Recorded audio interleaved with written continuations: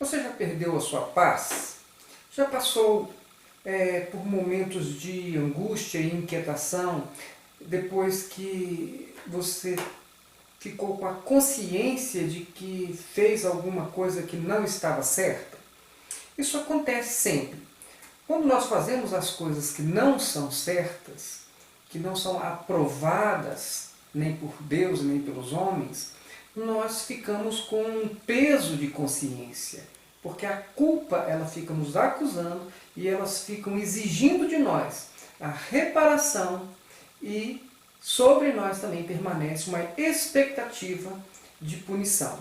Enquanto nós não reparamos o dano que nós causamos, ou que nós não expiamos a culpa pelo padecimento da punição devida, nós não ficamos liberados, nós ficamos com um peso sobre nós e que retira a nossa paz.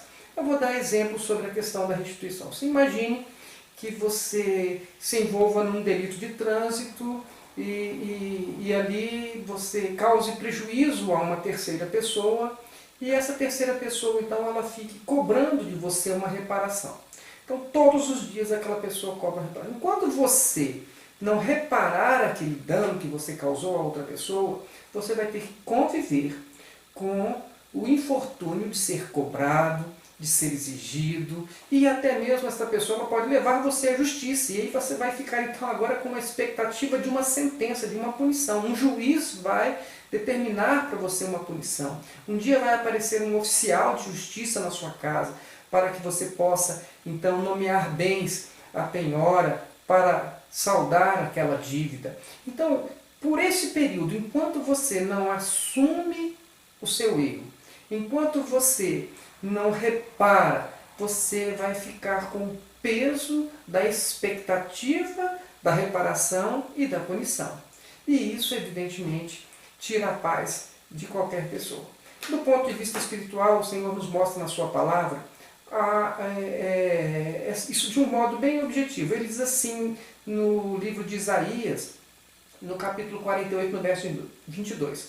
Para os perversos, para o ímpio, para o homem que faz maldades, vamos dizer assim, não há paz. As pessoas que praticam o mal, elas não têm paz. Elas não têm paz. E neste mesmo versículo nós vamos entender então que aquele que anda retamente tem paz. Então, enquanto eu insisto em andar em desacordo com a vontade de Deus, e eu não assumo os meus erros e as minhas falhas diante de Deus e diante dos homens, fica uma cobrança sobre mim, constantemente, sobre a minha própria consciência, e isso retira a minha paz. Bom, fugir não adianta. A própria Bíblia nos dá o exemplo de Caim, que mata o seu irmão Abel, e ele pensa que ele poderia ficar com aquilo oculto ou não ser punido por aquilo, mas uma hora o Senhor o chama e diz: Caim, cadê o teu irmão? Ele, sem aceitar, sem admitir a sua culpa, e de um modo até arrogante diante de Deus, ele diz assim: acaso eu sou o tutor do meu irmão? Devo eu prestar contas da vida dele?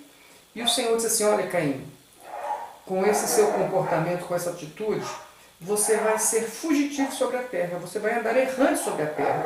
E é isso que acontece quando nós não admitimos os nossos erros, quando nós não admitimos que falhamos, quando nós não nos arrependemos, nós nos tornamos errantes sobre a terra, fugitivos. Né? E aquele peso de culpa, ele nos acompanha para onde nós formos. Então não adianta fugir. A melhor coisa mesmo é nós tentarmos reparar o mal que nós causamos a outras pessoas. Bom, perder a paz é algo terrível. Imagine que na sua vida você esteja vivendo uma situação assim, onde a sua consciência ela esteja pesada por alguma atitude sua e você teme de reconhecer o seu erro, porque você não quer arcar com o custo da reparação. E às vezes o custo da reparação ele pode ser material, mas ele pode ser moral, e você não está disposto a se humilhar, não está disposto a reconhecer publicamente o seu erro e você acha que você pode então esconder e ocultar, mas só que isso vai pesando sobre você, isso vai te incomodando, vai tirando o seu sono e você fica com aquela expectativa eterna de punição porque você sabe que você fez o que não deveria ter feito e tudo que você queria era que o passado fosse apagado, que era as coisas começasse tudo de novo. Era como se fosse um computador com vírus. O computador está com vírus, está travando, não funciona bem. Né? E aí um dia você chega à conclusão de que você precisa chamar um técnico e formatar a máquina. Formatar, zerar, reinstalar todos os programas e começar tudo de novo. Muitas vezes é isso que nós gostaríamos. Mas para isso, mesmo no caso do exemplo do computador, você tem que chamar o técnico, você tem que reconhecer que o computador não está bem, que ele não está funcionando bem e que você precisa então de alguém para te ajudar a fazer essa limpeza nesse seu computador. O Senhor, ele é um técnico, Deus, ele é um técnico que ele é capaz de fazer essa formatação nas nossas vidas, de apagar tudo aquilo que está errado, de eliminar toda essa confusão das nossas vidas e nos dar a oportunidade de começarmos de novo. Bom, para isso é importante que o homem ele se humilhe diante de Deus e reconheça a sua culpa, invoque ao Senhor, confesse então o seu erro e suplique de Deus esse processo de reparação. Ou, se nós pudéssemos fazer uma comparação, o botãozinho que Deus vai apertar para poder iniciar uma restauração na sua vida, ele se chama perdão. Então, o botão da formatação lhe dará a oportunidade de zerar tudo que está para trás e começar novamente se chama perdão. Mas perdão, nós muitas vezes somos levados a crer que é simplesmente assim, um belo dia então eu me converto, eu vou à igreja, eu passo a ter uma consciência de que fiz várias coisas erradas e eu então agora estou arrependido diante de Deus, digo, Deus me perdoa, não vou mais fazer isso e pronto, está tudo certo. Seria muito bom se fosse simples assim, mas o perdão ele implica em reparação.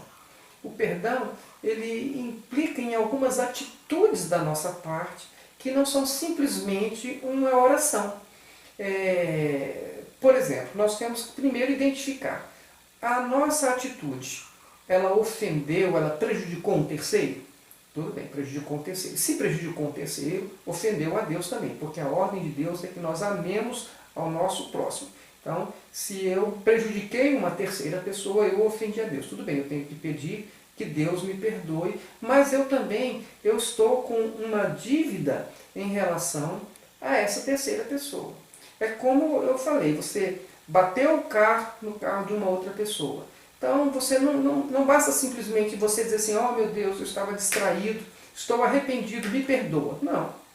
Você vai ter que descer do seu carro, você vai ter que ir até aquela pessoa que você bateu no carro dela, você vai ter até mesmo que dizer assim, olha, eu estava distraído, eu não te vi e acabei fazendo isso. Você não vai poder dizer a ela assim, olha, eu não fiz por mal, você me perdoa e entrar no seu carro e ir embora. Não, ele vai te perguntar assim, sim, tudo bem, eu entendo que você estava distraído e estou levando isso em consideração, não estou imaginando que você fez por mal, você está desculpado, mas como que vai ficar aqui a reparação do meu prejuízo? Então, quando nós causamos mal a outras pessoas, mesmo durante o tempo em que nós estávamos vivendo na impiedade, fora da vontade de Deus, e quando nós então entendemos e queremos uma nova vida e queremos andar agora nos caminhos do Senhor, é muito importante que nós nos voltemos primeiramente às pessoas que nós ofendemos, às pessoas que nós prejudicamos e, se isso for possível, promover a reparação para que nós estejamos então produzindo o fruto do arrependimento. Então, nós temos o exemplo disso em João Batista. Os fariseus, os saduceus, eles estavam se aproximando de João e para o batismo. Eles queriam então o batismo, que era como se estamos arrependidos, queremos ser batizados. E João diz assim, chamou eles de raça de víboras. Mas olha, vocês têm que entender uma coisa. Não basta simplesmente este ato público aqui de arrependimento. É necessário que vocês produzam o fruto do arrependimento. Ou seja, a atitude de vocês, ela tem que passar a ser compatível com a decisão que vocês tomaram de não produzir mais o mal. Então, se vocês agora estão arrependidos, se vocês agora entenderam que fizeram o que estava errado, agora vocês precisam de atitudes que mostrem que vocês de fato se arrependeram. E é um caso, por exemplo, da reparação. Então, vamos imaginar aqui que eu tenha furtado. Bom, então agora eu me converti, eu me arrependi de ter furtado. Oh, meu Deus, eu não deveria ter furtado e eu não vou furtar mais. Tudo bem, isso é muito importante diante de Deus. Reconhecer o seu erro e pedir perdão. Mas acontece o seguinte, você sabe quem você furtou? Sabe. Então, você deve devolver aquilo que você furtou. Ah, mas isso não é mais possível, eu já vendi, isso não está mais na minha posse. Então, você deve restituir o valor da coisa que você furtou. Então, isso é a reparação que é devida ao terceiro, ao qual nós devemos também pedir perdão. Imagine então que você tenha, por conta de ódio, por conta de vingança, por conta de qualquer outro sentimento, difamado alguém, caluniado uma pessoa, dito, você chamou alguém de adúltero sem provas, você chamou alguém de ladrão sem provas, você simplesmente queria difamar essa pessoa, ou mesmo caluniar, relacioná-la com algum tipo de crime. Então você acabou falando, colocou na internet, espalhou para todo mundo, falou mal daquela pessoa para os outros e tudo, e de repente então agora você se arrepende. Oh, Deus me perdoa, não devia ter feito isso. Eu sei que aquela pessoa não é um ladrão, eu sei que aquela pessoa não é um adulto, eu sei que aquela pessoa ela não é má, como eu disse que ela era. Eu fiz juízos indevidos, inadequados, e eu estou arrependido e me perdoe. Bom, é possível reparar? Sim, é possível. Você tem a oportunidade não só de pedir perdão a esta pessoa, para que a sua paz se restabeleça, mas você pode também restabelecer a reputação dessa pessoa com as suas próprias atitudes, com humildade, restabelecer a reputação dessa pessoa. Isso faz parte daquilo que nós chamamos do perdão. O perdão que restaura, o perdão que formata a nossa máquina e que nos dá a oportunidade de começarmos tudo de novo. Mas a reparação, ela é necessária. Causou prejuízo, indenize. Causou um dano. Coisas que nós não temos como indenizar, mas a punição, muitas vezes, ela é necessária.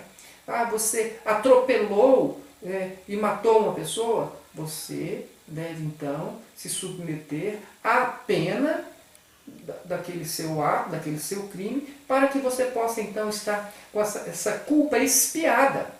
Então, a expiação da culpa, ela nos restaura a nossa condição original. Quando nós nos sentimos, nós fomos punidos, eu fui punido, eu errei, mas eu fui punido. Então, agora você tem a sua condição restaurada. Depois é como a sentença do juiz, bateu lá no carro, aí a pessoa te levou na justiça, o juiz deu a sentença lá, você vai pagar o conserto do carro, você vai indenizar também. O camarada ele era um taxista, ele tem dias que ele deixou de trabalhar, então você deve indenizar inclusive os dias parados desse taxista. E aí você vai lá então e você paga tudo aquilo que o juiz determinou que você pagasse. Pronto, você já cumpriu a sua pena, a sua culpa está expiada e você agora, ninguém mais pode te cobrar. Você agora está, vamos dizer assim, com a sua falha já remita. Então você continua agora a sua vida normalmente. Então isso é muito importante. Se nós queremos viver em paz, se nós queremos estar bem com Deus e bem com os homens, o botão que inicia a formatação para que nós tenhamos uma nova vida se chama perdão, e isso inclui reparação, e isso inclui muitas vezes e sempre nós admitirmos as consequências das nossas atitudes, dos nossos atos. O pedir perdão é importante, mas as consequências, a reparação também é muito importante e é necessária. E há um texto em Lucas que deixa isso claro para nós, que é a passagem de Zaqueu. Zaqueu, Jesus vai à casa dele, ele é um publicano, ele era uma pessoa que ele era desonesta ali no seu procedimento, né, de cobrança dos impostos dos judeus em favor do Império Romano. E quando Jesus então entra na casa dele, e certamente ele ouve ali a mensagem de Jesus, e vem ao seu coração então o arrependimento, ele cria a consciência de que estava realmente agindo mal, e ele deseja fazer agora, começar de novo, ele deseja ser uma nova criatura. Ele diz assim a Jesus: Jesus, eu estou disposto a restituir 4 vezes mais as pessoas que eu, porventura, tenha prejudicado. Eu quero restaurar a minha condição, restaurando e reparando o dano que eu causei. E eu vou indenizar 4 vezes mais. E Jesus disse assim: hoje houve salvação nesta casa. Então o Senhor, ele relaciona, né? Ele elogia aquele comportamento de Zaqueu e ele relaciona aquele comportamento, inclusive, à salvação. Então é um engano nosso nós pensarmos que nós podemos produzir mal às pessoas, fazer mal a todas as pessoas, e simplesmente um dia nós aparecermos como pessoas: olha, sou uma nova criatura, né? Já me arrependi, já pedi perdão a Deus. Mas você não procurou as pessoas que você ofendeu e não se desculpou, não pediu perdão a elas. Você não procurou algum meio de reparar os males que você causou. Então, você precisa entender que isso pode gerar na sua vida uma inquietação, porque permanecerá uma expectativa de punição e de reparação, porque alguém estará cobrando isso de você. O fulano se converteu, muito bonito ele se converteu. Converteu, agora está todos os dias na igreja, mas não me paga. Está lá frequentando a igreja, bonitinho, né? Mudou o jeito de vestir, mudou o penteado do cabelo, agora é uma pessoa, está usando até um terno, dizem que ele é até um obreiro, mas nunca veio aqui me pagar o que me deve. Nunca veio aqui e me pediu perdão pelo mal que ele causou à minha vida. Então, estas coisas, elas são assim para a nossa reflexão. Se nós queremos estar realmente em paz com Deus e com os homens, queremos estar com a nossa culpa expiada, nós devemos passar pelo processo do perdão e da reparação. E vejam, a promessa de Deus é a seguinte: se nós nos arrependermos e se nós confessarmos os nossos pecados, Ele é fiel e justo para nos perdoar os pecados e nos purificar de toda injustiça. É a formatação de Deus.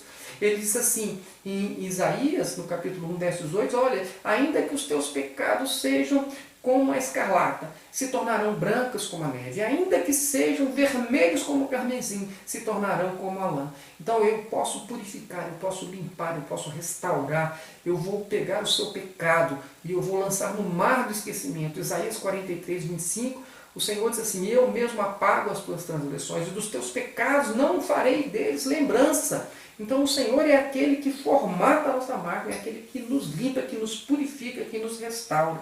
E o que Ele espera de nós?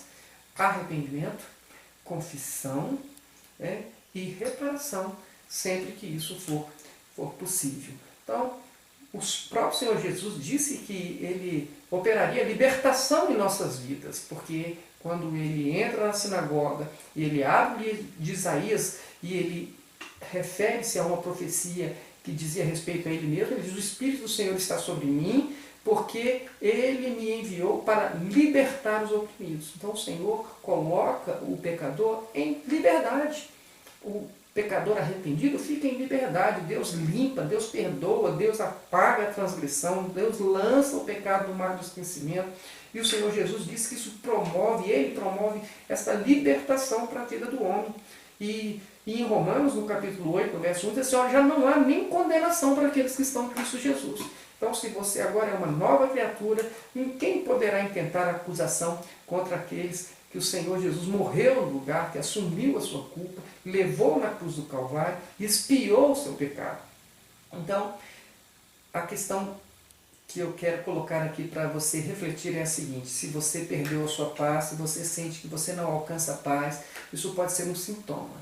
É um sintoma de que alguma coisa que ficou para trás aí precisa de reparação. Precisa de reparação, você precisa de colocar algumas coisas em ordem na sua vida para você viver bem com Deus, viver bem com os homens. Arrependimento, confissão, perdão, reparação, e você fica livre de toda e qualquer condenação.